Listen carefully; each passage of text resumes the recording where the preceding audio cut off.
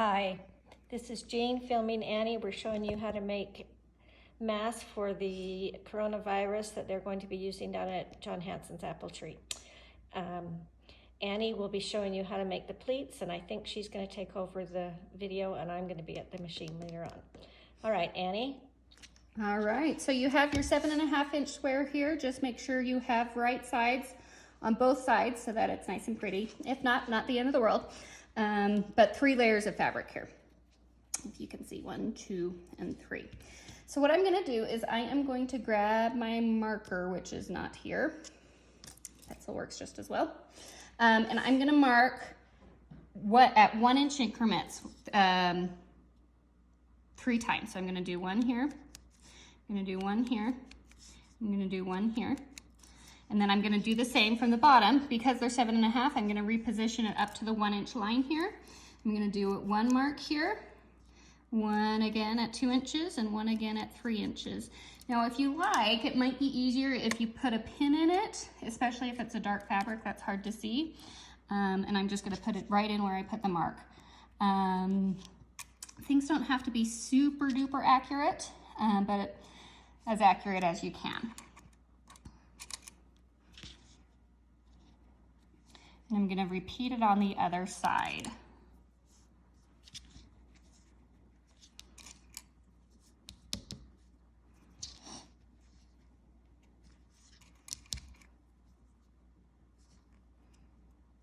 I do want the heads of the pin facing on this side because when we iron it, it'll make it a lot easier. I've already melted a few pins today, don't worry. Just gonna turn this around and do the same thing on this side. So I'm gonna do a mark at 1 inch, 2 inch, and 3 inch. I'm gonna move it up from the bottom. Again, 1 inch, 2 inch, 3 inch. And I'm putting pins in. You don't have to do both like I'm doing. I'm just doing it to kind of help it visualize it and see what works best for everyone.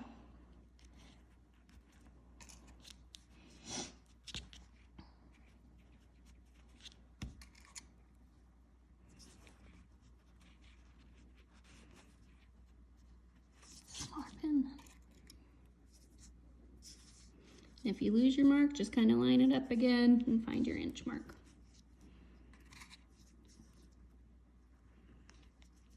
Okay, now we're gonna head over to the ironing board. I personally think this is better if you have a hot iron with steam, but if not, do whatever can work best. So what I'm gonna do, so I have my inch markings here. So I'm gonna take my pins on either side, and I'm gonna pleat it upwards and have the pins meet at the bottom. So my 2 pins are meeting there, my 2 marks if you're going off of marks, and I'm doing it on both sides. What I'm gonna do is I am going to then, this extra bulky fabric here, I'm gonna push it up towards the top, and I'm gonna press that, and hopefully not melt more pins. Just doing a little touch of steam, helps it stay in place. And then I find, I'm a little over the top about this, it helps if I flip it over and do it on the same side, or on the back side. This helps it stay in place a little better, which will make it a little easier when you're sewing. Okay, so for the next part, we're gonna, again, be matching up these next 2 pins, but instead of the pinched part going up, we're gonna put our fingers here and let the extra fabric go underneath. So then you have a nice pleat like this. And now all 3 of my pins should be semi-lined up. Oops. And once again, I'm gonna grab my iron and I'm gonna press it.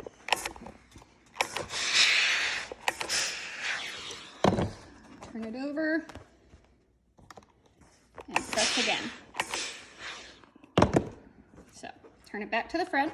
And then to do the other pins, I find it easier. I just take this, flip it upside down, and we're gonna do the exact same thing. So these first 2 pins, the extra fabric's gonna go above, up on top. Push my 2 pins together, stick it down, give it a good press,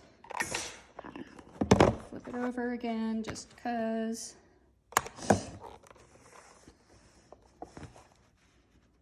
Sometimes it gets away from you.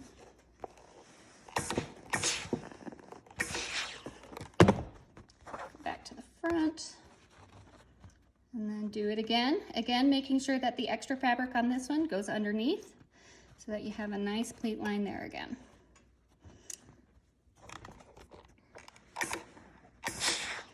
Oh, that's getting hot. See how all the pleats are kind of getting away from me? That's why I like to make sure I get it nice and crisp.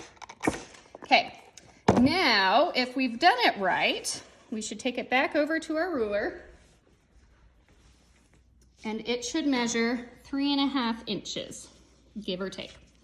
And that is close enough for me.